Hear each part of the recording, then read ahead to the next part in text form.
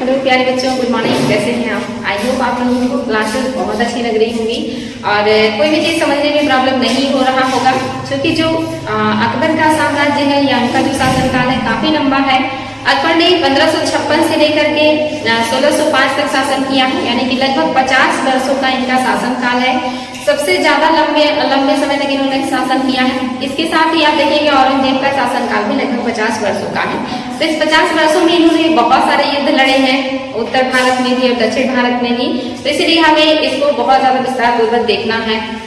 और चूंकि इनका एक बहुत ही लंबा पीरियड है शासन का, इन्होंने बहुत सारे ऐसे वर्क किए हैं जिसे पढ़ने में हमें थोड़ा समय लग रहा है। यानी कि आज का क्लास होगा, इसके बाद जो है 1-2 क्लास और होंगे और फिर आपका जो अकबर का साम्राज्य है या जो अकबर का टाइम पीरियड है ये खत्म हो जाएगा और फिर हम इसके आगे का इतिहास पढ़ेंगे। तो चलिए बच्चों, शुरुआत करते हैं आज के क्लास की। और आज आपका पहला हेडिंग है, जिन्होंने साम्राज्य विस्तार करना शुरू किया था। तो साम्राज्य विस्तार के क्रम में सबसे पहला आक्रमण अकबर का कहाँ हुआ है? तो सबसे पहला आक्रमण इन्होंने मालवा पर किया था और मालवा को मैंने इसके पहले के क्लास में डिस्कस किया है। 1561 का टाइम पीरियड था और इसमें मैंने आप लोगों को बताया था कि जब इन्होंने मालवा विजय के लिए अधम खां को नियुक्त किया था, उस समय मालवा के जो शासक थे वो बाज बहादुर थे और उनकी पत्नी रूपमती, दोनों लोग साथ में शासन कर रहे थे और दोनों लोग जो है नृत्य और संगीत के बहुत ज्यादा प्रेमी थे और ज्यादातर जो समय है वो अपना नृत्य और संगीत में ही व्यतीत किया करते थे।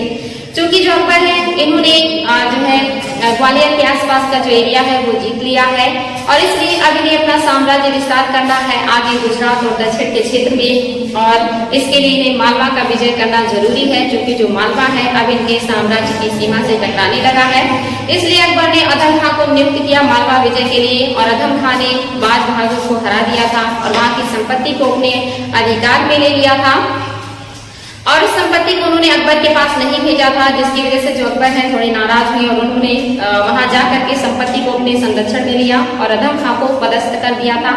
उनकी जगह पर उन्होंने जो मुल्ला पीर मोहम्मद को वहां का प्रशासक नियुक्त किया था, लेकिन उनके शासनकाल से भी जो जनता थी वो संतुष्ट नहीं थी और जो बाज बहादुर थे वो जगह जगह मदद मांगते फिर रहे थे और उन्हें जैसे ही मदद मिला उन्होंने फिर से मालवा पर आक्रमण कर दिया और जो पीर मोहम्मद है ये युद्ध किए, लेकिन युद्ध में हार गए बाज बहादुर से और जब ये भाग रहे थे तो नर्मदा नदी में गिर जाते हैं और जो पीर मोहम्मद है इनकी मृत्यु हो जाती है और मालवा पर जो है बाज बहादुर का अधिकार हो जाता है। और आगे चल करके जो है अकबर फिर से मालवा अभियान करते हैं और बाज बहादुर को फिर से हरा देते हैं और वहां पर जो है उज्बेक सरदार को नियुक्त कर देते हैं। और ये सारी चीजें मैंने आपको पीछे की क्लास में बताई थी कि किस तरह जो उज्बेक सरदार है वो भी बहुत सारा जो धन संपत्ति है वो इकट्ठा कर लेता है और बहुत सारे सैनिकों को नियुक्त कर देता है और इसने भी अकबर के खिलाफ विद्रोह करके अपने आप को स्वतंत्र शासक घोषित कर लिया, क्योंकि इनके पास संपत्ति बहुत ज्यादा आ गई थी और इन्होंने बहुत सारे सैनिकों को अपने अंडर में नियुक्त भी कर लिया था। इसके बाद जो अकबर है इन्हें अपने ही सूबेदार जो उज्बेक है इनके खिलाफ एक्शन लेना पड़ता है और इन्होंने मालवा पर आक्रमण किया और जो उज्बेक है वो भाग करके गुजरात के शासक के शरण में चले गए थे और मालवा पर जो है अकबर ने आगे जो है अधिकार करके रखा। लेकिन जो बाज बहादुर है ये जगह जगह मदद के नाम पर घूमते रहते हैं, लेकिन इन्हें किसी की मदद नहीं मिलती तो ये अकबर की अधीनता स्वीकार कर लेते हैं और जो अकबर है बाज बहादुर को मालवा वापस दे देते हैं और जो मालवा है अब मुगल साम्राज्य के अधीन है, क्योंकि उन्होंने अधीनता स्वीकार कर ली थी बाज बहादुर ने। इसलिए अब जो मालवा है वो मुगल साम्राज्य के अंदर माना जाएगा, लेकिन वहां का जो शासन है वो बाज बहादुर को दे दिया अकबर ने। तो इस तरह से मालवा अभियान किया अकबर ने। 2-3 जो है अभियान के बाद जो मालवा है वो पूरी तरह से अकबर के नियंत्रण में आ गया है। अब जो अकबर है ये मालवा के बाद दक्षिण के अभियान कर सकते हैं, क्योंकि मालवा मध्य प्रदेश में काफी विस्तृत एरिया में फैला हुआ है। ये गुजरात को भी टच करता है, राजस्थान को भी टच करता है, नीचे ये महाराष्ट्र के एरिया को भी टच करता है, ऊपर ये उत्तर प्रदेश के एरिया को टच करता है। इसलिए काफी बड़े क्षेत्र में मालवा का पठार विस्तृत है और इसी क्षेत्र में बाज बहादुर का शासन था। जब इतना बड़ा क्षेत्र अकबर को प्राप्त हो जाता है तो अकबर के लिए आसान हो जाता है दक्षिण का अभियान और गुजरात अभियान करना। तो यहाँ से जो है अकबर को मालवा प्राप्त हो गया है।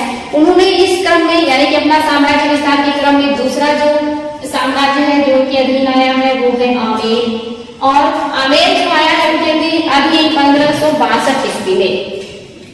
आमेर एक ऐसा साम्राज्य है या ऐसा प्रदेश है जिसके लिए अकबर को कोई अभियान नहीं करना पड़ा, कोई युद्ध नहीं करना पड़ा, क्योंकि जो आमेर के राजा है बिहारी मल या भारमल, इन्होंने स्वेच्छा से ही अकबर की स्वाधीनता स्वीकार कर ली थी। और उसके पीछे रीजन था, इनका जो भतीजा था जिसका नाम शाह शुजा था, शाह शुजा जो है सरफुद्दीन, जो कि एक मुगल सूबेदार है या सरदार है, सरफुद्दीन की मदद से अपने जो है चाचा के या जो बड़े पापा है उनकी जागीर आमिर को प्राप्त करना चाहता है। और शाह शुजा का विद्रोह और उसका इधर उधर से मदद मांगना और अपने साम्राज्य के प्रति खतरा देखकर, दूसरी तरफ जो अकबर है ये भी बहुत शक्तिशाली है, अगर ये भी आक्रमण करेंगे तो जो बिहारी मल है ये उनसे मुकाबला करने की स्थिति में नहीं है। इसीलिए इन्होंने स्वेच्छा से अकबर से मुलाकात किया। जब अकबर अजमेर के मोइनुद्दीन चिश्ती के दरगाह की यात्रा कर रहे थे, उसी समय रास्ते में राजा बिहारी मल आकर के उनसे मिलते हैं और उनसे जो है संधि करने की बात करते हैं या उनके सामने प्रस्ताव रखते हैं कि आप हमारी पुत्री से विवाह कर लीजिए, हम आपकी अधीनता स्वीकार करने के लिए तैयार हैं। अकबर ने उस समय जो है चूंकि वो अजमेर जा रहे थे तो उनकी शर्त को या उनकी अधीनता जो उन्होंने रखी, उनके सामने बातें रखी, उसको मान लिया उन्होंने। लेकिन वापस लौटते हुए शादी किया उन्होंने जोधा अकबर से, यानी कि जाने के टाइम में उन्होंने शर्त को माना और वापस आने के टाइम में उनकी पुत्री जिनका नाम जोधा बाई था और जिनके मूल नाम को जो है जाना जाता है कि हरखा बाई इनका मूल नाम था और इनका जो है एक और भी नाम है मरियम उज जमानी, यानी कि जोधाबाई के 3 नाम हैं। एक तो जोधाबाई है जो अकबर से शादी करने के टाइम पे पड़ा और एक उससे पहले का नाम जो हरखा बाई के नाम से भी जाना जाता था और अकबर ने ये मरियम उज जमानी की उपाधि भी दी थी, यानी कि संसार की माँ, इस तरह की उपाधि भी अकबर ने उन्हें दिया था। इसलिए आपको पता होना चाहिए अकबर की जो पत्नी है बिहारी मल की पुत्री, इनका 3 नाम, काफी फेमस पर्सनालिटी है ये। और इनसे अकबर का विवाह हो जाता है और इस विवाह के बाद जो अकबर है इनको बहुत सारा फायदा हुआ। एक तो फायदा ये हुआ कि बिना युद्ध के लिए आमेर का साम्राज्य मिल गया। दूसरा, जो बिहारी मल है इन्होंने जब शादी का प्रस्ताव रखा और अकबर ने इसको एक्सेप्ट कर लिया तो बदले में अकबर ने बिहारी मल को 5000 का मनसब प्रदान किया। मनसब मीन्स होता है पद। पद में आप देखेंगे एक जात होता है और एक सवार होता है। मनसबदारों की श्रेणी ही डिसाइड करती है कि उसे का जात कितना होगा और उसका सवार कितना होगा। जात मीन्स होता है कि उसे वेतन कितना मिलेगा, वो किस श्रेणी का अधिकारी होगा, और सवार मीन्स कि उसके अंडर में कितने घोड़े रहेंगे, ये डिसाइड होता है। तो मनसब मीन्स किसी व्यक्ति को जितनी ज्यादा मनसब प्राप्त होगा उसके पास उतना ही जात यानी कि उतना ज्यादा वेतन और उतने ही ज्यादा सवार यानी कि घोड़े होते हैं। तो इन्हें 5000 का मनसब मिला जो कि एक उच्च पद था। और साथ ही इनके पुत्र भगवान दास को अकबर ने अपने सेना में उच्च पद दिया और साथ ही जो भगवान दास के पुत्र हैं और बिहारी मल के पौत्र हैं मान सिंह, इनको भी अकबर ने अपने जो साम्राज्य में या दरबार में उच्च पद प्रदान किया था। ये जो रिश्ता था ये दोनों बच्चों के लिए काफी लाभदायक सिद्ध हुआ, क्योंकि एक तरफ अकबर को बिना लड़े ही आमेर जैसा साम्राज्य प्राप्त हो गया है, दूसरी वहां से रिश्तेदारी हो गई है, तो अब उनका जीवन भर उनके लोगों का संरक्षण और सहायता मिलेगा। और जो भगवान दास है और मान सिंह है आगे चल करके जो अन्य राजपूत राजवंश है उनसे बात करके उनको अकबर की अधीनता स्वीकार करवाते हैं, जिसमें आप देखेंगे बीकानेर, जैसलमेर, जोधपुर, यहाँ के जो शासक हैं ये सारे लोग भगवान दास की बात मान करके अकबर की अधीनता स्वीकार कर लेते हैं और अकबर को बिना लड़े कई साम्राज्य जो है वो आसानी से प्राप्त हो जाते हैं। दूसरा जो भगवान दास है और मान सिंह है, इन्होंने अकबर के लिए आगे चल करके बहुत सारे युद्ध लड़े और उन युद्धों में जीत हासिल किया, यानी कि आगे चल करके बहुत सारा साम्राज्य जो है भगवान दास और मान सिंह ने अपने युद्ध कौशल से या अपनी बहादुरी से अकबर के सामने ला करके रख दिया, यानी कि अकबर को दीर्घकालिक फायदा हुआ इस रिश्ते से। उन्हें स्थायी रूप से वफादार जो है सेनापति या वफादार जो है कार्यकर्ता भी मिल गए और बहुत सारा साम्राज्य उन्हें बिना युद्ध लड़े ही मिल गया मान सिंह और भगवान दास के मध्यस्थता की वजह से। तो ये रिश्ता अकबर के लिए काफी फायदेमंद हुआ।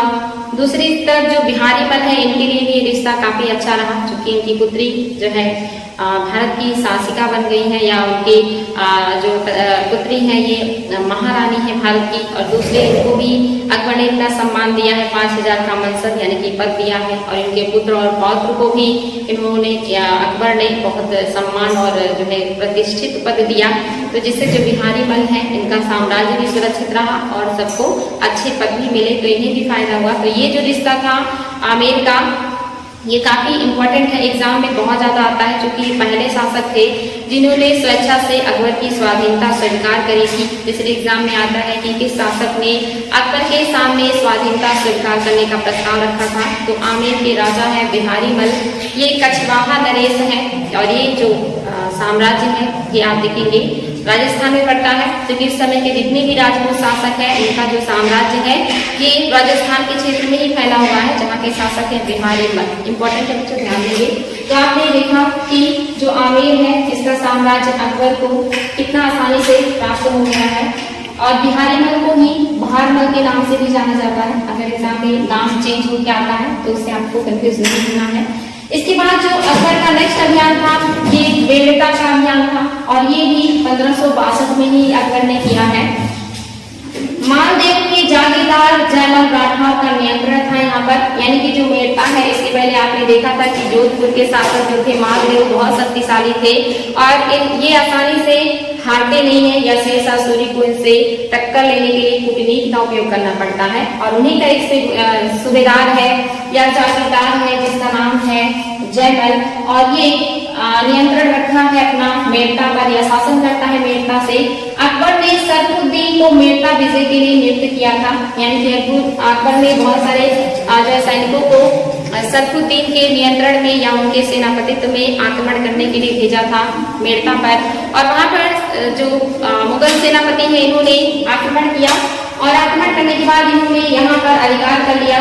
जो ये जयमल है इन्होंने बहुत बहादुरी से लड़ा था, लेकिन इसके बावजूद भी ये युद्ध में हार जाते हैं, और जो मुगल है इनका मेड़ता पर अधिकार हो जाता है। और जो जयमल है ये मेवाड़ के शासक उदय सिंह के पास चले जाते हैं। जब इनका साम्राज्य इनके हाथों से निकल जाता है, यानी कि मेड़ता इनके साम्राज्य से निकल गया, तो ये चले जाते हैं मेवाड़ के शासक उदय सिंह के पास, जो अकबर के सबसे बड़े शत्रु हैं, या सबसे बड़े चैलेंज करता है, जो अकबर को जो है आगे चल करके बहुत ज्यादा चुनौती देते हैं। नेक्स्ट जो अभियान किया है अकबर ने, ये गढ़खटंगा यानी कि गोंडवाना पर किया है। और ये जो अभियान है ये आप देखेंगे 1564 में अकबर ने किया है। आपको सीक्वेंस भी याद रखना है, क्योंकि एग्जाम में कभी कभी इन अभियानों का सीक्वेंस पूछ लेता है कि अकबर के जो अभियान है उनका सीक्वेंस बताइए, सबसे पहले कौन सा होगा, और उसके बाद के क्रम बताने होते हैं। तो आपको ये क्रम याद होना चाहिए। मैंने सारे अभियानों को क्रम में लिखा है ताकि आप लोगों को इसे पढ़ने में प्रॉब्लम ना हो। तो नेक्स्ट जो अभियान है ये गोंडवाना या गढ़खटंगा का है, जो 1564 में हुआ है। यहाँ के जो संस्थापक हैं ये अमनदास गोंड है, याद रखेंगे बच्चों, अमनदास गोंड जो है यहाँ के संस्थापक हैं। और इनको जो उपाधि दी गई है ये संग्राम सिंह की उपाधि दी गई है। ये जो उपाधि दिया है ये बहादुर शाह ने दिया है, जो कि गुजरात के शासक हैं। क्योंकि जो बहादुर शाह है ये रायसेन का विजय करना चाहते हैं, और उस दरमियान जो संग्राम सिंह है या जो यहाँ के शासक हैं जिनका नाम है अमनदास गोंड, इन्होंने बहादुर शाह की मदद की थी रायसेन का एरिया जीतने में। और जो बहादुर शाह है गुजरात के एक शक्तिशाली शासक हैं, और जब उन्हें रायसेन प्राप्त हो जाता है तो इस खुशी में उन्होंने जो यहाँ के शासक हैं अमनदास, इनको संग्राम सिंह की उपाधि दी थी। यानी कि अगर एग्जाम में कभी पूछे कि अमनदास को संग्राम सिंह की उपाधि किसने दिया था, तो बहादुर शाह ने दिया था, जो कि गुजरात के शासक हैं। तो इम्पोर्टेंट है बच्चों, ये जो संग्राम सिंह है या जो अमनदास है, इनका विवाह चंदेल राजकुमारी दुर्गावती से हुआ था। चंदेल राजवंश, इसके पहले के क्लास में आपने देखा था कि खजुराहो में चंदेल राजवंश की स्थापना हुई थी, और उनकी जो राजधानी थी वो खजुराहो थी। वही की राजकुमारी है रानी दुर्गावती, इनसे विवाह हुआ है संग्राम सिंह का या अमनदास गोंड का। लेकिन ये ज्यादा दिनों तक जीवित नहीं रहे, इनका एक अल्प वयस्क पुत्र था। और जो रानी दुर्गावती है एक विधवा रानी है, यानी कि अपने पुत्र के संरक्षिका के रूप में शासन कर रही है। अकबर के शासनकाल में ये गोंडवाना लैंड की महारानी है या राजमाता है, जिनका एक पुत्र है जो अभी अल्पवयस्क है, जिनका नाम वीर नारायण है। और वीर नारायण की संरक्षिका के रूप में रानी दुर्गावती शासन कर रही थी इस समय गोंडवाना में। और इस समय जो अकबर है वो मुगल सेना को भेजते हैं यहाँ पर अधिकार करने के लिए, गढ़कटंगा पर अधिकार करने के लिए भेजते हैं। और जो मुगल सेना का नेतृत्व कर रहे थे ये आसफ खां थे। आसफ खां के नेतृत्व में ही जो मुगल सेना है ये गढ़कटंगा पर आक्रमण करता है। और आक्रमण के बाद जो महारानी है दुर्गावती ये लगातार 2 दिनों तक मुगलों से युद्ध करती हैं और बहुत वीरता पूर्वक युद्ध करने के बाद भी जब इन्हें एहसास होता है कि जो युद्ध है ये जीत नहीं पाएंगी और जो मुगल है उनका अधिकार हो जाएगा, तो लास्ट में इन्होंने अपने ही तलवार को जो है अपने शरीर में घूम करके खुद को मार दिया या आत्महत्या कर ली, ताकि जो उनका शरीर है वो मुगलों के हाथ ना लगे। तो जीते जी जो मुगल है उनको नहीं छू पाए थे। तो इनकी मृत्यु के बाद जो गोंडवाना है इस पर अकबर का अधिकार हो गया, लेकिन अकबर ने इसको पूरी तरह से अपने साम्राज्य में नहीं मिलाया या वहां पर अपने किसी प्रशासक को नियुक्त नहीं किया, बल्कि उसी राजवंश के शासक है जिनका नाम है रामचंद्र या चंद्र शाह, इन्हीं को वहां का प्रशासक नियुक्त करके यहाँ की राजगद्दी सौंप दी और मुगल साम्राज्य की अधीनता स्वीकार करने के लिए कहा। और जो है चंद्र शाह इन्होंने इनकी अधीनता स्वीकार कर ली और आगे मुगलों के अधीनता में या उनके संरक्षण में ये शासन करते हैं गोंडवाना पर। तो जो गोंडवाना का एरिया है वो भी अब अकबर के साम्राज्य में आ चुका है। इसके बाद का जो अभियान है अकबर का ये हुआ है मेवाड़ के खिलाफ। मेवाड़ का जो अभियान है ये कब हुआ है? 1568 में मेवाड़ अभियान जो है अकबर ने किया है। और इसके पहले आप देखेंगे कि जो 1568 में जब मेवाड़ अभियान हुआ था उस समय, इसके पहले की क्लास में मैंने बताया था कि मेवाड़ पर जब आक्रमण किया गया अकबर के द्वारा 1568 में, और जो शाही सेना है उसने मेवाड़ किले को घेर लिया और घेरने के कई महीनों तक ये क्या करते हैं मेवाड़ पर अधिकार नहीं कर पाते हैं। तो वहां पर जो है जो उदय सिंह है उनके जो सेनापति हैं जयमल और फत्ता, वो आग्रह करते हैं उदय सिंह से कि आप अगर किसी तरह मुगल जो है वो किले पर अधिकार कर लेते हैं तो ऐसे में आपका सुरक्षित रहना बहुत जरूरी है। इसलिए गुप्त रास्ते से जो उदय सिंह है इनको जयमल और फत्ता पहाड़ियों की तरफ या जंगल की तरफ भेज देते हैं और खुद दुर्ग का जो सुरक्षा है अपने हाथों में ले लेते हैं। लेकिन एक दिन जब रात में जो जयमल है वो दुर्ग के किले की मरम्मत कर रहे थे या करवा रहे थे, उसी समय अकबर के द्वारा चलाई गई गोली से वो घायल हो जाते हैं और आगे चलकर उनकी मृत्यु हो जाती है। और उनकी मृत्यु के बाद उनका परिवार, उनकी माँ और उनके जो भाई हैं फत्ता, ये सभी लोगों ने अकबर या मुगल सेना का सामना किया और बहुत बहादुरी से लड़े थे। और लड़ने के बाद वो लोग मारे जाते हैं और जो मेवाड़ है इस पर अकबर का अधिकार हो गया था। और उससे जो अकबर है बहुत ज्यादा प्रभावित हुए थे। जयमल और फत्ता की बहादुरी को देखकर अकबर बहुत प्रभावित हुए और उन्होंने जो उनका आगरा का किला था उसके सामने उनकी मूर्तियां बनवाई थी, पत्थर की मूर्तियां घोड़े पर बैठी हुई। ये सारी चीजें मैंने बताई थी।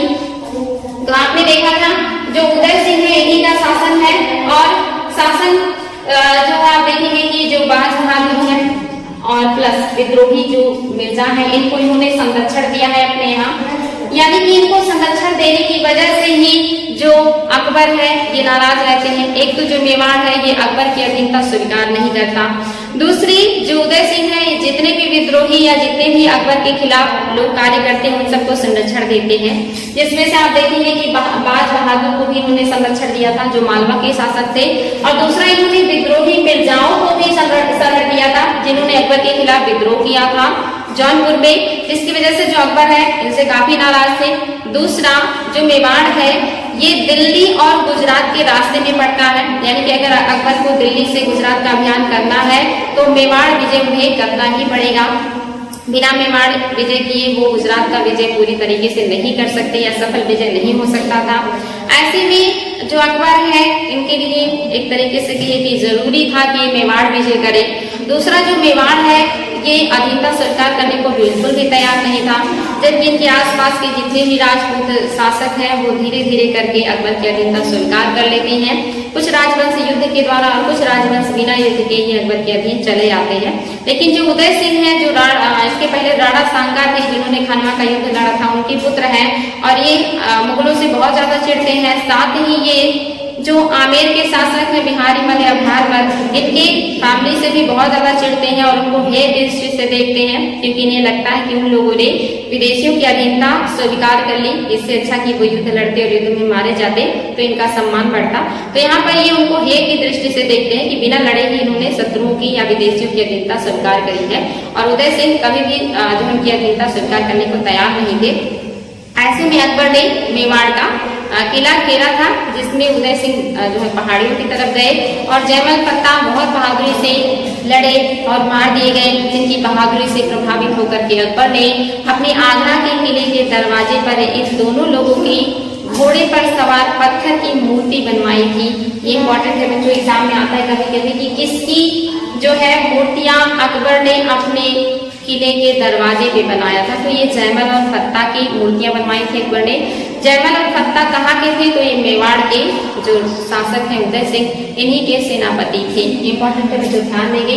इसके बाद जो उदय सिंह है वो तो मेवाड़ की पहाड़ियों में चले जाते हैं, मुगलों ने किले पर अधिकार कर लिया। लेकिन जो उदय सिंह है इन्होंने क्या किया है, उदयपुर को अपनी राजधानी बनाई और वहां से ये क्या करते हैं 1572 तक, जब तक ये जीवित थे, मुगलों के खिलाफ इन्होंने संघर्ष जारी रखा था। और जो मेवाड़ का किला है इस पर आसफ खां का काफी हद तक अधिकार हो गया है, लेकिन पूरी तरह से जो मेवाड़ है वो मुगलों के अधीन नहीं आ पाया था। अभी भी जो मेवाड़ है ये मुगलों को चैलेंज कर रहा था, क्योंकि जो मेवाड़ का काफी हिस्सा जो पहाड़ियों और दुर्गम जंगलों से घिरा हुआ था, इन एरिया में जो उदय सिंह है इन्होंने उदयपुर को अपनी राजधानी बना करके वहां से मुगलों के खिलाफ अभियान करते रहते हैं। और 1572 तक जब तक ये जीवित थे इन्होंने मुगलों के खिलाफ अभियान जारी रखा, कभी भी मुगलों की अधीनता स्वीकार नहीं किया। जो मेवाड़ है यहाँ के जो पीढ़ी दर पीढ़ी शासक है इन्होंने कभी मुगलों की अधीनता स्वीकार नहीं करी, जिसमें आपने देखा था राणा सांगा जिन्होंने बाबर से युद्ध किया। दूसरे जो है आप देखेंगे उदय सिंह है, इन्होंने अकबर को चैलेंज किया। इनकी मृत्यु के बाद इनके पुत्र महाराणा प्रताप शासक बनेंगे और इन्होंने भी अकबर को चैलेंज किया। और इसके बाद महाराणा प्रताप के पुत्र जो है अमर सिंह हो गए, इन्होंने भी अकबर की अधीनता स्वीकार नहीं की। और अकबर की मृत्यु के बाद जहांगीर ने भी बहुत प्रयास किया कि जो मेवाड़ है उसमें विजय कर लिया जाए, उनको भी अमर सिंह ने बहुत ज्यादा चुनौती दी थी। तो एक ऐसा राजवंश है जिसे पीढ़ी दर पीढ़ी लगभग 4-5 पुस्तों तक जो शासक हैं इन्होंने मुगलों की अधीनता स्वीकार नहीं किया। यहाँ तक कि आगे चल के आप देखेंगे कि ये औरंगजेब के शासन काल तक चलता रहता है कि यहाँ के लोगों ने जो है मुगलों की अधीनता स्वीकार नहीं की। यहाँ के लोगों के अंदर इतनी ज्यादा स्वाधीनता की भावना भरी हुई थी कि इन्हें विदेशी या मुगलों की जो स्वाधीनता थी वो कतई स्वीकार नहीं थी। राणा प्रताप के साथ कितनी ज्यादा प्रॉब्लम हुई, लेकिन उन्होंने भी मुगलों की अधीनता स्वीकार नहीं की। और एक विचित्र बात है और एक तरीके से समझने योग्य बात है कि मेवाड़ के किसी भी शासक को जो मुगल है ये जो है मतलब इनकी हत्या नहीं कर पाए या मार नहीं पाए। खास करके आप देखेंगे जो शुरुआत के महत्वपूर्ण शासक हैं जिसमें राणा सांगा है, उदय सिंह है, महाराणा प्रताप है, अमर सिंह है। इसके आगे आप देखेंगे और भी शासक हैं, इनमें से किसी को भी जो मुगल हैं वो मार नहीं पाए या उनकी हत्या नहीं कर पाए। ये लोग आजीवन संघर्ष करते रहे और खुद ही घायल होकर के या बीमार होकर के ही इनकी मृत्यु हुई है। तो अपने आप में जो है काफी देखने या सोचने योग्य बातें हैं। तो इस तरह से जो मेवाड़ है वो पूरी तरह से अकबर के अधीन नहीं आया है, संघर्ष जारी है। यहाँ से आगे है बच्चों कालिंजर विजय। और कालिंजर जो विजय है ये अकबर ने कब किया है 1569 में इन्होंने कालिंजर पर आक्रमण किया।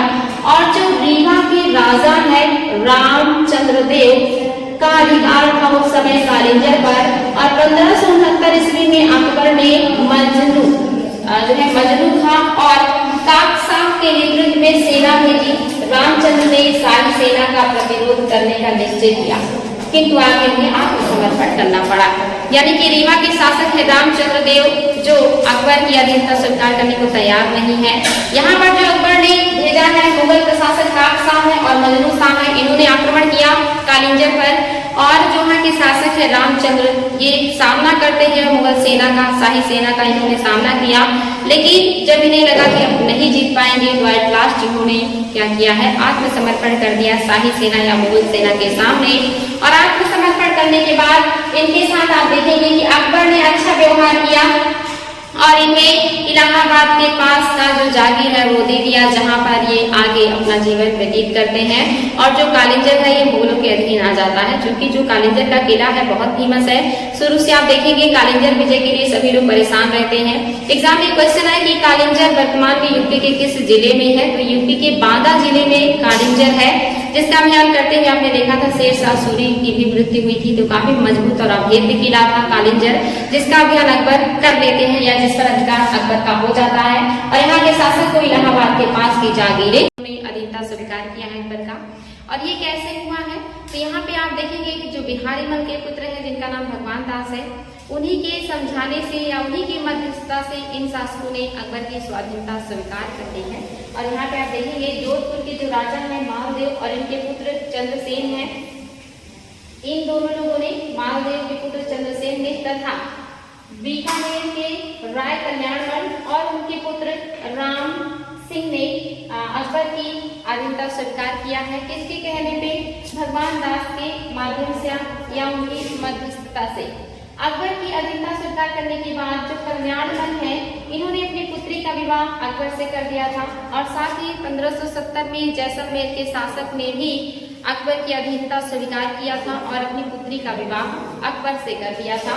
और जो राजा है जैसलमेर के, ये है रावल हर राय। ये नाम याद रखेंगे बच्चों, रावल हर राय है जो है जैसलमेर के शासक है। इन्होंने भी अकबर की अधीनता स्वीकार किया और अपनी पुत्रियों का विवाह किया है अकबर के साथ। तो ऐसे साम्राज्य हैं जिन्होंने बिना युद्ध लड़े अकबर की अधीनता स्वीकार कर ली, क्योंकि भगवान दास ने उन्हें समझाया कि अगर आप युद्ध करेंगे तो आप इतने बड़े मुगल सेना का सामना नहीं कर पाएंगे, साथ ही जनधन की हानि होगी और एट लास्ट जो अधिकार है वो मुगल का हो जाएगा। इससे अच्छा है कि आप उनकी अधीनता स्वीकार कर लें। जो अकबर है आपके साथ अच्छा व्यवहार करेंगे, सम्मानित पद मिलेगा और आपका साम्राज्य भी सुरक्षित रहेगा। इन सारी बातों को मान करके जो ये शासक हैं बीकानेर, जोधपुर और जैसलमेर के, इन्होंने क्या किया है, मुगलों की अधीनता स्वीकार कर ली है। आगे जो आपका नेक्स्ट अभियान है ये है हल्दी घाटी का युद्ध और मेवाड़ विजय।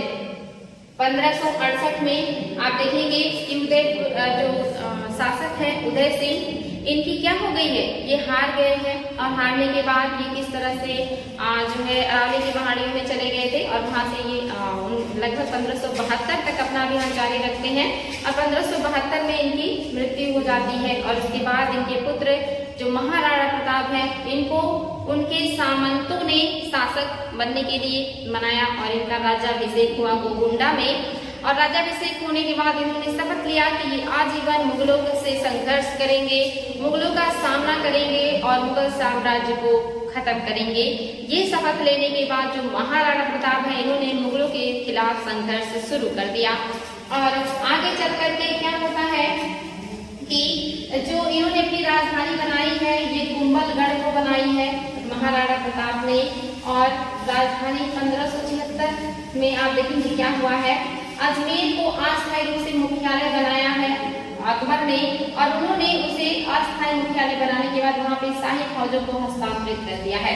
यानी कि जब अकबर देख रहे हैं कि महाराणा प्रताप जो है शासक बन गए, इन्होंने अपनी राजधानी कुंभलगढ़ को बना करके मुगलों के खिलाफ जो मोर्चा है वो शुरू कर दिया है, तो यहाँ पर अकबर उन्हें दंडित करने के लिए या उन्हें रोकने के लिए, साम्राज्य विस्तार को उनके जो है उस पर रोक लगाने के लिए जो अकबर है अस्थायी मुख्यालय अजमेर को बनाते हैं और अपनी शाही सेना को वहां पे ट्रांसफर करते हैं कि आप सारे लोग वहां पे जाइए।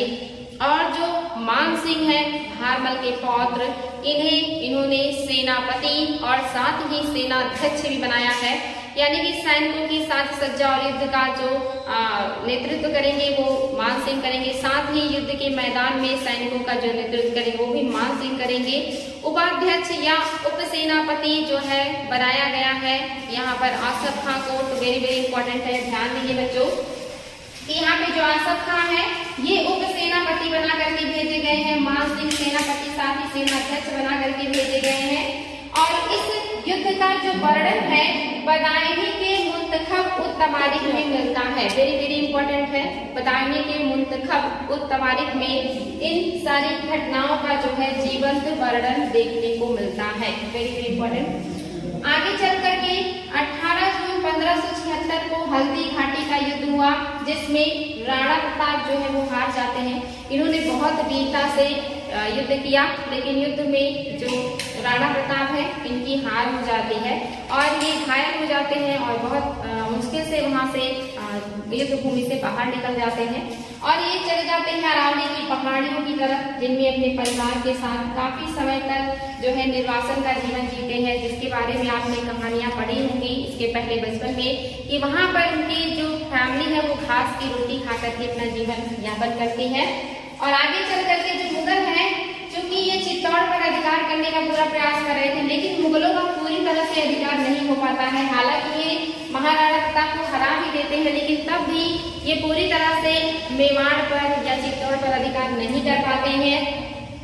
इसके लिए क्या करते हैं, पुनः फिर से आक्रमण 1577 में जो मुगल है ये पुनः आक्रमण फिर करेंगे, क्योंकि इन्हें पूरी तरह से मेवाड़ विजय करना है, पूरी तरह से चित्तौड़ विजय करना है, क्योंकि जो महाराणा प्रताप है अभी जिंदा है और अपने साम्राज्य को वापस प्राप्त करने के लिए वो संघर्षरत है। इसीलिए अकबर ने फिर से एक सेना भेजी कि आप जाएं और जो मेवाड़ है उसको पूरी तरह से मुगल साम्राज्य में मिलाएं।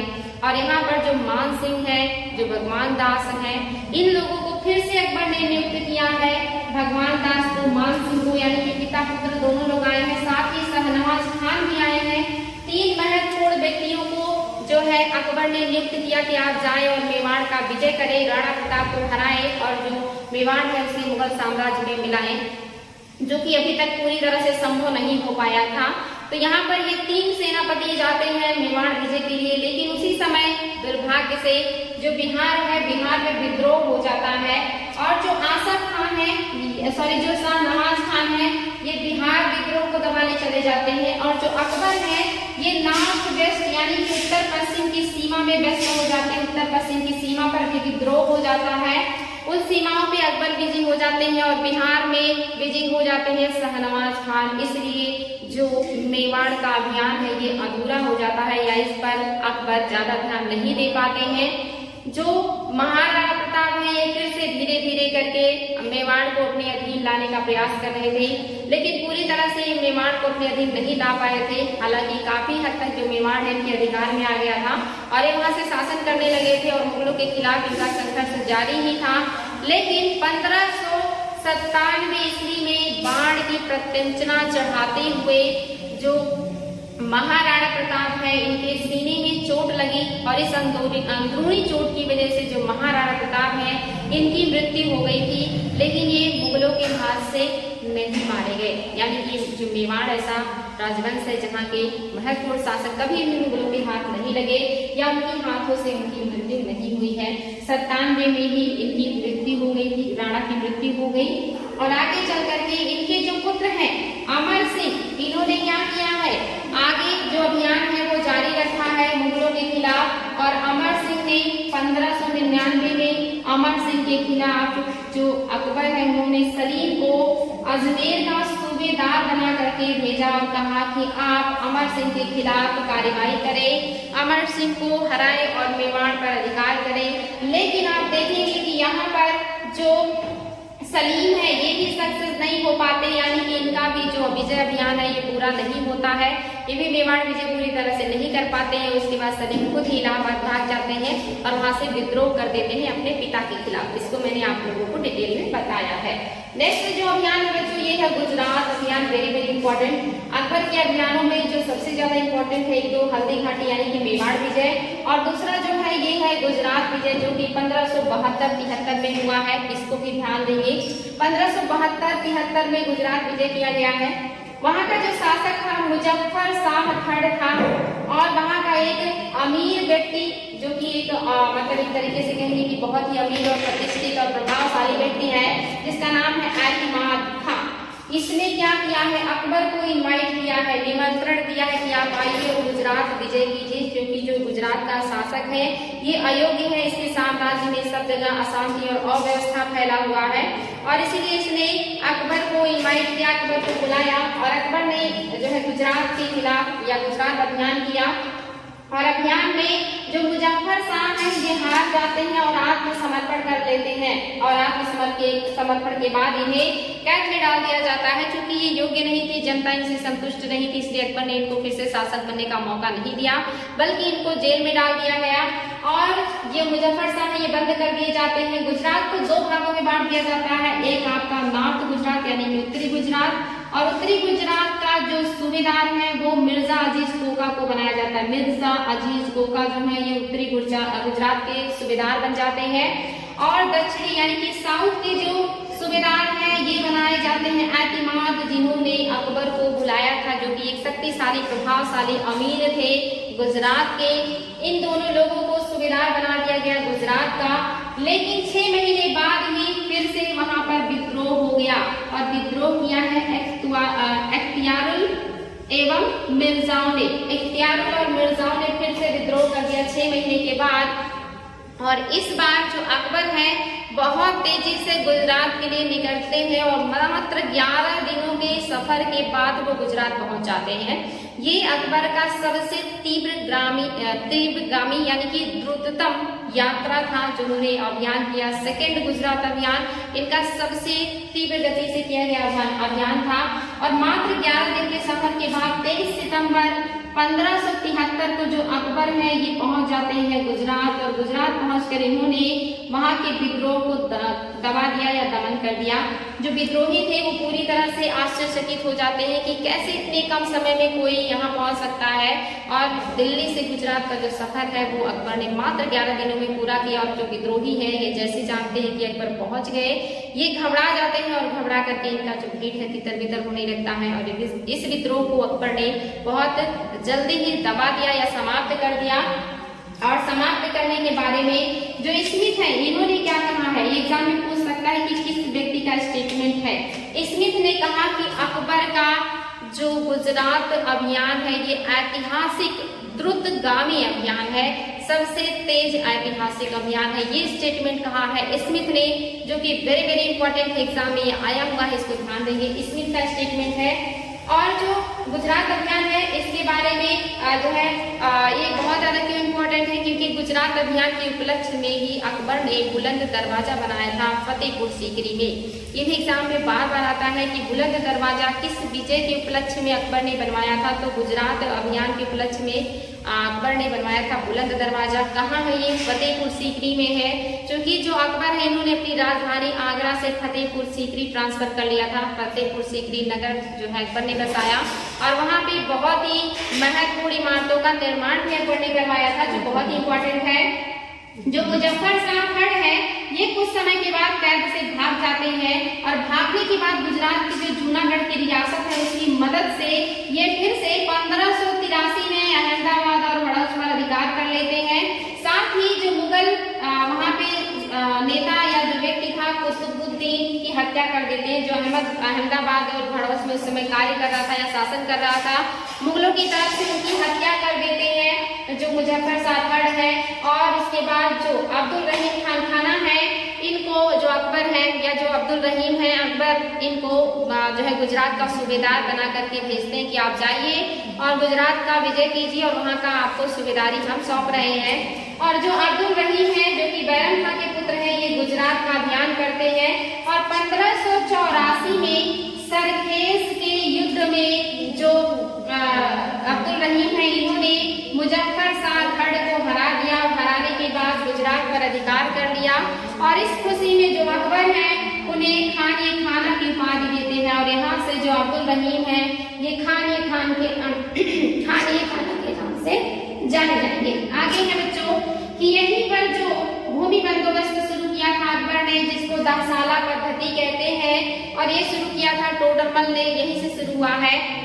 यानी कि एक पायलट परियोजना की तरह जो गुजरात में भूमि बंदोबस्त शुरू किया गया था कि सबसे पहले कहाँ पे इसका प्रयोग किया जाए कि 10 सालों के सर्वेक्षण के बाद जो कर का रेशियो निकलेगा वही हमारा कर बंदोबस्त बनेगा। तो इसका जो पायलट परियोजना के तहत लागू किया गया या गुजरात में लागू किया गया या गुजरात में भी इस पर प्रयोग किया गया। उसके बाद ये बंदोबस्त पूरे साम्राज्य में लागू हो गया था। इंपॉर्टेंट है, टोडरमल जो है उनके आर्थिक मंत्री है, उन्होंने अपना भू राजस्व व्यवस्था सबसे पहले गुजरात में लागू किया, उसके बाद बाकी साम्राज्य में ये लागू हो गया था। इसलिए ये जो गुजरात विजय है बहुत ही महत्वपूर्ण है। नेक्स्ट, और इसी दरमियान एक चीज और भी एक पॉइंट याद रखेंगे, ये जो गुजरात विजय है इस गुजरात विजय के दरमियान ही अकबर ने जब खंभात की खाड़ी के आसपास का क्षेत्र जीता तो कैम्बे में इन्होंने पहली बार जो है शिप में बैठ करके समुद्र का विहार किया था और समुद्र को देखा था। इसलिए एग्जाम में ये भी क्वेश्चन बनता है कि अकबर ने किस अभियान के दौरान पहली बार समुद्र देखा था, तो गुजरात विजय के दरमियान ही अकबर ने पहली बार समुद्र देखा था। तो यहाँ से ये 2-3 पॉइंट याद रखेंगे। एक तो पहली बार भूमि बंदोबस्त नहीं लागू हुआ, दूसरा इसी के विजय के उपलक्ष्य में जो है बुलंद दरवाजा बना, तीसरा अकबर का ये द्रुतगामी अभियान था और चौथा अकबर ने पहली बार समुद्र को इसी अभियान के दौरान देखा था। नेक्स्ट जो है बच्चों बंगाल एवं बिहार का विजय, ये कब किया है अकबर ने? ये 1574-76 में हुआ है। 1564 में सुलेमान कर्रानी ने बिहार और बंगाल को मिला करके उस पर नियंत्रण कर लिया, यानी कि दोनों क्षेत्रों को जीता और उस पर अपने साम्राज्य में मिला लिया। और आगे चल के उसने उड़ीसा को भी जीता और उड़ीसा पर भी अधिकार कर लिया और एक बड़े साम्राज्य पर उसका अधिकार हो गया। इसके बाद जो अकबर है इसकी शक्ति को नियंत्रित करने के लिए अभियान करते हैं और इसने क्या किया? बहुत समझदारी से अकबर की अधीनता को स्वीकार कर लिया, यानी कि इसे पता था कि अगर मैं अकबर से टकराऊंगा तो मेरा साम्राज्य खत्म हो जाएगा या मैं खत्म हो जाऊंगा, तो इसने अकबर की अधीनता स्वीकार कर ली और स्वीकार करने के बाद अधीनता इसने अपनी स्थिति को और भी सुदृढ़ और मजबूत बना लिया, क्योंकि अधीनता स्वीकार करने के बाद अकबर ने इनको डिस्टर्ब नहीं किया। आगे चल करके इनकी जब मृत्यु हो जाती है तो क्या होता है? इनकी मृत्यु के बाद इनके छोटे पुत्र जिसका नाम वायजीद नहीं, बड़े पुत्र जिनका नाम वायजीद था, इनको राजा बनाया गया अमीरों के द्वारा। लेकिन जो वायजीद है इनको अमीर वर्ग उतना पसंद नहीं करता था और कुछ समय के बाद इनकी हत्या कर दी जाती है। और वायजीद की हत्या करने के बाद जो दूसरे बेटे हैं जिनका नाम दाऊद था, इनको जो है बंगाल बिहार का शासक बनाया जाता है अमीरों के द्वारा। और जो दाऊद है एक महत्वाकांक्षी शासक है, इन्होंने अकबर की अधीनता स्वीकार करने से इनकार कर दिया और अपना साम्राज्य विस्तार करना शुरू कर देते हैं। आगे इन्होंने क्या किया? मुगल किले पे जो कि उस समय बिहार में था उस पर भी अधिकार कर लिया और वहां का जो खजाना था उस पर भी अधिकार कर लिया। जब इस बात का पता अकबर को चला तो उन्होंने 1575 में मुनीम खां को इस अभियान के लिए भेजा और साथ ही खुद भी थोड़े समय के बाद पटना पहुंच गए और जो है दोनों लोगों ने मिल करके दाऊद का सामना किया। जो दाऊद है ये हार जाते हैं और हारने के बाद ये क्या करते हैं? बंगाल से भाग जाते हैं और जो बंगाल और बिहार का क्षेत्र है ये अकबर के अधीन आ जाता है। अकबर ने बिहार का सूबेदार मुजफ्फर शाह को बना दिया। मुजफ्फर शाह तुर्बती जो है ये बिहार के सूबेदार बना दिए गए और बंगाल में मुनीम खां का अधिकार था, तो ये लोग अब अकबर के लिए शासन कर रहे थे। और साथ ही जो मुनीम खां है ये आगे भी दाऊद के खिलाफ संघर्ष जारी रखते हैं, क्योंकि जो दाऊद है वो भाग गए थे लेकिन वो अभी खत्म नहीं हुए थे, वो अभियान जारी रखते हैं। लेकिन 1575 में जो मुनीम खां है इनकी भी मृत्यु हो जाती है और उसके पहले जो दाऊद है इन्होंने क्या किया? अकबर की अधीनता स्वीकार कर ली। क्योंकि 1575 तक ये कोशिश करे इधर उधर लोगों की मदद मांगने के लिए, लेकिन इतने बड़े शासक की जो है विरोध कौन कर पाएगा, तो किसी ने इनकी मदद नहीं की। तो इन्होंने यहाँ पे समझदारी से काम लिया और दाऊद ने 1575 में अकबर की अधीनता स्वीकार कर ली और अकबर ने इन्हें इनकी जागीर वापस ले दी और यहाँ पर ये शासन करने लगते हैं। लेकिन जैसे ही जो है मुनीम खां की मृत्यु हुई 1575 में ही इन्होंने क्या किया? फिर से विद्रोह कर दिया और साम्राज्य पर अपना अधिकार कर लिया। और इस बात जो अकबर है बहुत नाराज हुए और इन्होंने इनके खिलाफ जो है अभियान भेजा और ये 12 जुलाई 1576 में था जब दाऊद के खिलाफ कार्यवाही की गई और यहाँ पे जो दाऊद है ये हार गए मुगल सेना से और मुगल सेना ने दाऊद का सिर काट करके अकबर के पास फतेहपुर सीकरी भेज दिया और उनका जो धड़ है उसको वहीं दफन कर दिया गया। इसके बाद जो है बिहार वहाँ पे बिहार और बंगाल में काफी समय तक शांति बनी रही। कोई भी अकबर का जो है सामना करने को तैयार नहीं था या उनके खिलाफ किसी ने आवाज नहीं उठाया। लेकिन कुछ समय के पश्चात लगभग 1580 में एक और व्यक्ति है जिनका नाम काक शाह है। इन्होंने बंगाल में फिर से विद्रोह किया और वहां पर अधिकार करने का प्रयास किया। अकबर ने फिर से एक शाही सेना भेजी जिसमें नेतृत्वकर्ता टोडरमल है, मिर्जा अजीज कोका है। इन दोनों लोगों ने मिलकर के जो काक शाह का विद्रोह है इसका दमन कर दिया और इसके बाद जो बंगाल है इसमें शांति स्थापित हो गई और फिर मुगल साम्राज्य में या अकबर के या आसपास के जो शासक हैं उनके साम्राज्य में यहाँ पे विद्रोह नहीं हुआ। कम से कम अकबर के साम्राज्य में तो बंगाल में किसी ने फिर विद्रोह करने की चेष्टा नहीं की। तो जो बंगाल है यहाँ पर मोस्टली विद्रोह होते ही रहते हैं। बंगाल में हमेशा शांति रहती है, क्योंकि जो दिल्ली है यहाँ से बंगाल दूर पड़ता है, इसीलिए वहाँ के जो शासक हैं वो ज्यादा दिनों तक किसी भी शासक के नियंत्रण में नहीं रहते। जैसे ही सत्ता परिवर्तित होता है या शासक कमजोर होता है तो वहाँ के जो भी शासन करने वाले होते हैं वो विद्रोह करना शुरू कर देते हैं। तो बंगाल में मोस्टली अशांति छाई रहेगी। चूंकि जो बंगाल है ये समृद्ध प्रांत है, तो यहाँ के जो भी शासक हैं बहुत जल्दी शक्तिशाली हो जाते हैं और वो तुरंत विद्रोह का झंडा बुलंद कर देते हैं। तो नेक्स्ट जो उन्होंने किया है ये बंगाल का विजय और अभियान किया है। इसके बाद जो अकबर का अभियान है ये इम्पोर्टेंट है बच्चों, काबुल अभियान, ये इन्होंने किया है 1581 में। 1581 में जो अकबर के सौतेले भाई हैं जो काबुल के प्रशासक हैं जिनका नाम है मिर्जा मोहम्मद हकीम, इन्होंने सिंहासन प्राप्त करने की चेष्टा की और साथ ही उन्होंने क्या किया, लाहौर का घेरा डालने का प्रयास किया कि लाहौर पर अधिकार करके मैं अपना साम्राज्य विस्तार करूं। लेकिन जब ये लाहौर का घेरा डालने के लिए आगे बढ़े तो इनकी मदद किसी ने नहीं किया, यानी कि अकबर के खिलाफ जाने की किसी की हिम्मत नहीं थी, किसी ने उनकी मदद नहीं की। और ये प्रयास करते हैं कि मैं जो है अधिकार कर लूं जौनपुर पे। और उसी समय आप देखेंगे जो है जौनपुर के काजी हैं जिनका नाम है मुल्ला मोहम्मद याजदी, ये चाहते हैं कि अकबर की जगह इनके सौतेले भाई जो हैं ये दिल्ली के शासक बने, इसीलिए इन्होंने अकबर के खिलाफ फतवा जारी किया। और जो मोहम्मद हकीम है इनके लिए यहाँ पर खुतबे पढ़े गए और अकबर के लिए बहुत ही कठिनाई का वर्ष था। इनके शासनकाल में 2 विद्रोह एक साथ हुए हैं। अकबर ने अभियान किया और अपने भाई के खिलाफ ये खुद जाते हैं अभियान पर। और जब हकीम को पता चलता है कि अकबर खुद आ रहे हैं, इनका आगमन हो रहा है, तो ये क्या करते हैं, काबुल भाग जाते हैं, यानी कि लाहौर से काबुल भाग जाते हैं। क्योंकि इनको पता था कि अकबर आ रहे हैं और मैं हारूंगा तो मुझे दंडित करेंगे, तो इन्होंने लाहौर का घेरा उठाया और काबुल भाग गए। अकबर ने इनका पीछा किया और काबुल में प्रवेश किया। और जैसे ही इनके भाई को पता चला कि अकबर काबुल में प्रवेश कर रहे हैं तो वो काबुल छोड़ करके फिर से भाग जाते हैं। और इस बार जो ये मतलब जो है स्थान पर परिवर्तित करते हैं, तो ये क्या करते हैं, मिर्जा में भाग करके गुरुबंद की तरफ चले जाते हैं। और उसके बाद कुछ समय के बाद अकबर के सामने क्षमा याचना करते हैं और अधीनता स्वीकार कर लेते हैं अकबर की। अकबर इनको माफ कर देते हैं और इनकी बहन जिनका नाम था बख्तुन्निसा को काबुल का सूबेदार नियुक्त कर दिया है अकबर ने। ऐसा पहली बार हुआ है कि किसी महिला को किसी साम्राज्य किसी प्रांत का सूबेदार बनाया गया है अकबर के द्वारा। यहाँ पर बख्तुन्निसा को अकबर ने क्या किया, वहाँ का सूबेदार बना दिया। हालांकि आगे चल करके जो मिर्जा है उनके भाई ये अधिकार कर लेते हैं। नाम तो बख्तुन्निसा का ही रहता है, लेकिन जो शासन का कार्यभार है वो अपने हाथों में ले लेते हैं और आगे चल करके इनका शासन चलता रहता है। लेकिन जब इनके भाई की मृत्यु हो जाती है तब मान सिंह को काबुल का सूबेदार बना दिया जाता है। और ये पहले जो है हिंदू भारतीय शासक है जिन्हें काबुल का सूबेदार बनाया गया है। ये ऐसे मात्र पहले एक भारतीय है जो कि इम्पोर्टेंट है मान सिंह। नेक्स्ट जो अभियान किया है अकबर ने ये किया है कश्मीर विजय। कश्मीर विजय अकबर ने किया 1585-86 में। यहाँ पर यूसुफ खां शासक हैं और उनके बेटे युवराज जो है वो है याकूब खां। ये दोनों लोग साथ में स्वतंत्र शासक की तरह शासन कर रहे थे कश्मीर में। लेकिन यहाँ पर क्या होता है, जब मुगल सेना कश्मीर को अपने अंडर में लाने के लिए आक्रमण करती है तो जो यूसुफ खां है ये वहां पर आत्मसमर्पण करने की बात करते हैं या अकबर की अधीनता स्वीकार करने की बात करते हैं। लेकिन शर्त ये रखते हैं कि कश्मीर का शासक यही रहेंगे। अकबर को इनकी जो बातें हैं अच्छी नहीं लगती या पसंद नहीं आती और अकबर जो है पिता और पुत्र दोनों लोगों को कैद में डाल देते हैं।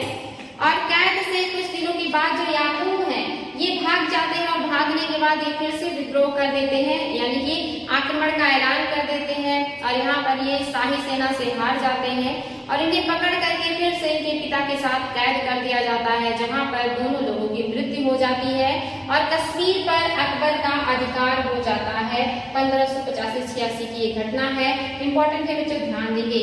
नेक्स्ट जो अभियान किया है अकबर ने ये किया है सिंध विजय और ये 1591 का है। यहाँ पे जो है मिर्जा जानी बेग एक यहाँ पे शासन करने वाले व्यक्ति हैं और मुगलों के लिए ये विजय बहुत ही जरूरी था, यानी कि मुगल के लिए सिंध विजय आवश्यक था। चूंकि अगर आगे काबुल और कंधार का विजय करना है, खास करके अगर कंधार विजय करना है तो यहाँ पर सिंध विजय करना आवश्यक था, जिसके लिए मुगलों ने सिंध पर आक्रमण किया। और जो यहाँ के शासक है जानी बेग, इन्होंने मुगलों की सेना का बहादुरी पूर्वक सामना किया, लेकिन जब इन्हें लगा कि ये नहीं जीत पाएंगे, हार जाएंगे, तो इन्होंने अकबर के सामने आत्मसमर्पण कर दिया और अकबर की अधीनता स्वीकार कर ली। अकबर ने इनके साथ बहुत सम्मान पूर्वक व्यवहार किया और इन्हें अपने सैनिकों में महत्वपूर्ण पद पे रखा और साथ ही में देखेंगे 3000 का मनसब भी अकबर ने यहाँ पर दिया। यहाँ पे इन्हें अकबर ने 3000 का मनसब दिया था। इंपॉर्टेंट है बच्चों, 3000 का मनसब अकबर ने इनको दिया और शाही सेना में महत्वपूर्ण स्थान दिया और साथ ही इनके साथ बहुत सम्मान पूर्वक व्यवहार किया और इनके साम्राज्य को अकबर ने नष्ट नहीं किया, बल्कि उसे अपने साम्राज्य में मिला लिया और आगे का अभियान अकबर ने जारी रखा था। काबुल विजय का काम भी अकबर ने जारी रखा, लेकिन उसका जो अभियान है वो पूरी तरह से सफल हुआ। शाहजहां के जहांगीर के शासनकाल में काबुल और कंधार विजय का जो काम है वो जहांगीर आगे चल के करते हैं।